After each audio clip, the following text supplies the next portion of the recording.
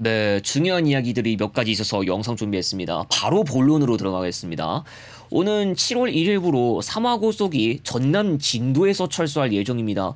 3화고속을 통해서 진도 터미널 등 현장에서 공지하고 있는 내용에 따르면 수요 감소로 인해서 인천 목포 진도 노선을 인천 목포 노선으로 단축해서 운행할 예정입니다. 3에서 4회 운행하고 있고 전국 한 5시간 30분 소요되는 노선이죠.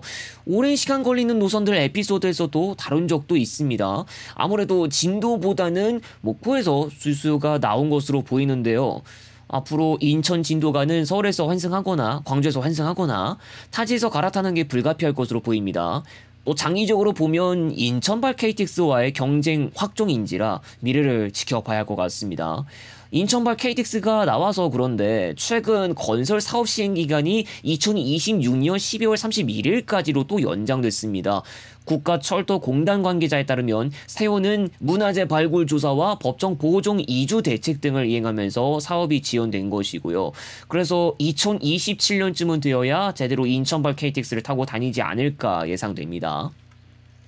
생각해보면 좀 의외인 소식도 있습니다. 군산, 익산, 전주, 김해, 양산 노선이 있는데요. 전주고속과 함께 1대1 배차하고 있었던 금호고속 직행이 6월 20일자로 나가는 대신 금화 여행이 참여할 예정입니다. 금호고속은 부서가 고속부와 직행부 등으로 나뉘어 있고 직행부로서는 전주와 함께 군산과 익산 노선이 이것밖에 안 남아 있었습니다.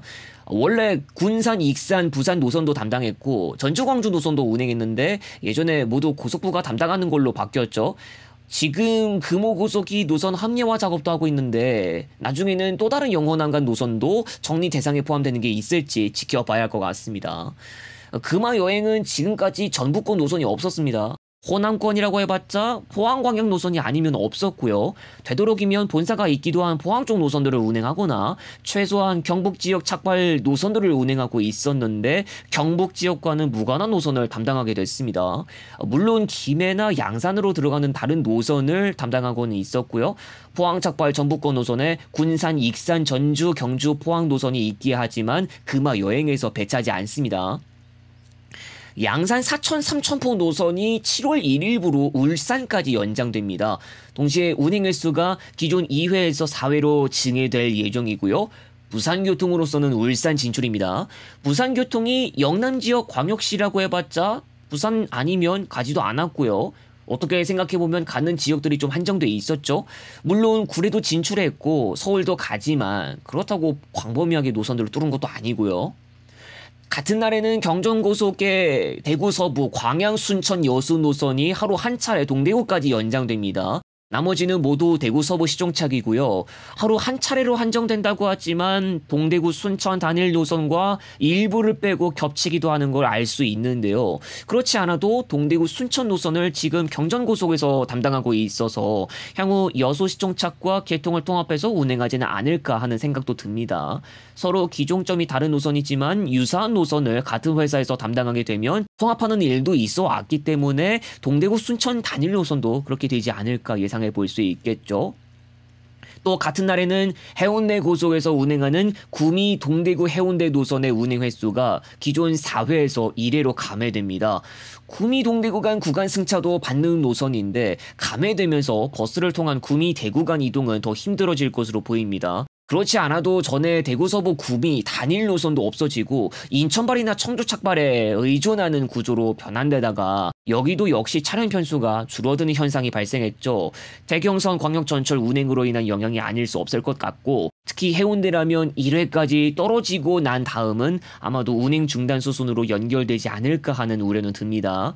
또 지난 에피소드에서 역시 다룬 적이 있었던 목포 3호 순천 양산 울산 노선이 6월 26일부터 동광양 중마동을 경유하기 시작하고요. 현재 금호고속에서만 2회 배차하고 있는 인천공항 김제 정읍 고창 노선에 전북고속과 호남고속이 7월 1일부터 신규로 참여해서 하루 4회로 증액되고 동시에 금호가 하루 한 차례 프리미엄도 운행한다는 이야기도 있는데 고창군의 공문을 통해서 나온 것입니다. 나중에라도 예약초에 배차가 더 입력될 거니까 좀만 더 기다려보면 될 것 같습니다. 그리고 공식 소식통을 통해서도 보도됐지만 안성터미널 문정 로데오거리 입구간 4305번 버스가 운행을 개시했습니다. 서울 안성 간의 광역버스 세 번째 노선 되겠고요. 4401번과 똑같이 한경대와 중앙대, 공도읍에도 경유합니다. 차가 운행하는 경로를 살펴보면 가락시장역도 지나가긴 하지만 승하차가 안 되고요. 대도시권 광역교통관리에 관한 특별법에 따라서 출발 지역의 시경계 지점에서부터 종점까지의 거리가 50km를 초과하면 안 되는 규정 때문에 석촌역이나 잠실까지 승객 수송을 못하게 됐습니다. 안성휴게소 서울 방향 인근 경계부터 문정역까지의 거리가 50km 정도가 나와요. 여기서 잠실에 좀 더 가까이 가게 하는 방법이야 있긴 한데 세종 포천 고속도로를 통해서 가는 것이겠는데요. 해당 고속도로의 쌍용터널 입구부터 올림픽 공원역까지 50km 정도가 나오는 걸로 확인됩니다. 석촌역으로 가셔야 한다면 올림픽 공원역에 내려서 9호선 타고 바로 가실 수 있겠고요. 안성터미널에서 출발해서 안성 맞춤 IC로 바로 갈 수는 있어도 더 많은 수요를 챙기고 싶다면 적어도 한경대는 가야 할 건데 공차 회송이라는 흠이 있겠지만 한경대에서 출발하는 걸로 하고 종점을 올림픽 공원역으로 한다면 그나마 나쁘지는 않을까 하는 생각은 듭니다. 공도읍을 뺀다는 게 단점이겠지만요. 어쨌든 이번 4305번 직행좌석버스 개통으로 동서울 안성 8153번 시외버스에 대해서도 한번 이야기해 볼 만한데요. 되게 적게 운행되는 동서울 안성 시외버스, 그리고 강변역이나 잠실역에서 지하철 타고 문정역까지 나와서 타야지만 40에서 50분 간격으로 운행하는 4305번을 비교하면 아무래도 조건은 조금이라도 4305번한테 유리할 수 있겠죠. 심지어 두 버스 장지역의 다정차입니다. 더군다나 KD가 작년에도 그랬지만 초단거리 시외버스 노선을 정리하는 행보를 보여왔던 점을 생각하면 4305번 직행좌석버스 개통 이후 동서울 안성 노선이 없어질 가능성도 없진 않을 수 있습니다. 물론 동아방송대가 좀 난감해질 수 있겠지만 광역버스를 한다면 광역버스를 더 하겠죠. 4305번은 백성 운수에서 담당을 하게 되어서 경우가 다르긴 한데 아무튼 동서울 안성까지 정리하게 되면 KD는 서울 안성간 시외버스를 아예 그만두는 겁니다.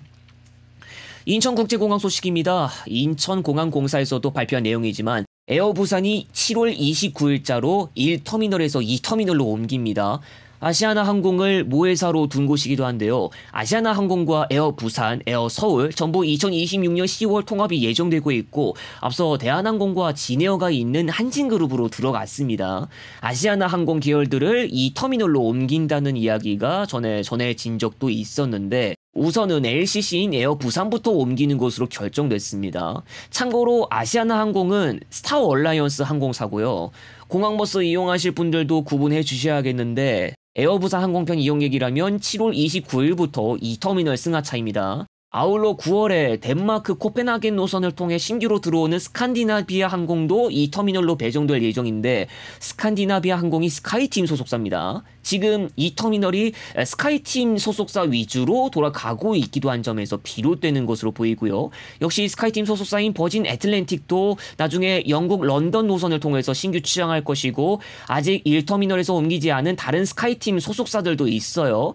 스타어라이언스랑 원월드 항공사 그리고 다른 무소속이나 LCC들이 1터미널을 사용하고 있어서 지금도 혼잡한데 추가 이적을 통해서 점진적으로 1터미널 혼잡도를 낮출 수 있습니다. 네, 이번 달 추가로 아산, 온양, 천안, 광주편도 공개할 예정입니다. 단편 에피소드도 준비하고 있으니 많이 시청해주시면 감사드리겠습니다. 다음 영상에서 다시 오겠습니다.